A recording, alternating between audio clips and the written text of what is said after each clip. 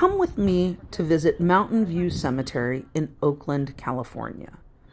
This large and beautiful cemetery is 226 acres. The cemetery was founded in 1863 by some of the early pioneers of the East Bay. In fact, the association that they originally founded still runs the cemetery today, as Mountain View is a private nonprofit cemetery. If you'd like to visit Mountain View Cemetery, you can visit on Wednesdays, Saturdays, or Sundays, as those are the only days that the cemetery is open to the public. It recently reopened after a long closure due to vandalism that occurred during the pandemic. Mountain View Cemetery was designed by famous landscape architect Frederick Law Olmsted, who is best known for designing Central Park as well as a lot of parts of UC Berkeley. Go you Bears! When I started my visit at Mountain View, I started on Millionaires Row, which it's easy to see why it's named that, with all of the large and grandiose crypts and mausoleums, some which have been built for families, others which were only built for individuals.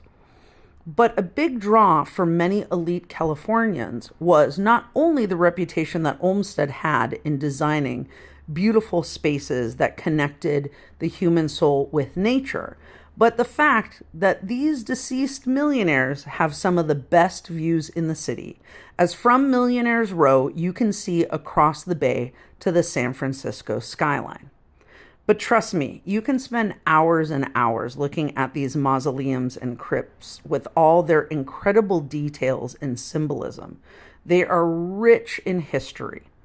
One of the most famous statues in the entire park is this beautiful angel, which is the grave of Frances Schmidt.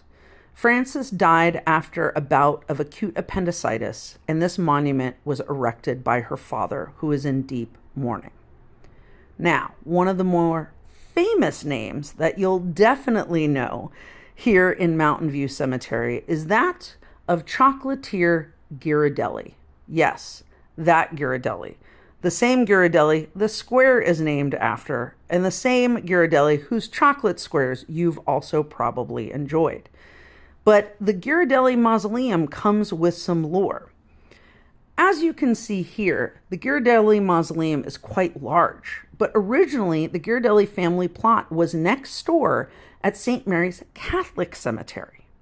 But apparently in 1879, Ghirardelli's youngest granddaughter, Aurelia, was gravely ill, and for some reason a Catholic priest refused to give her last rites.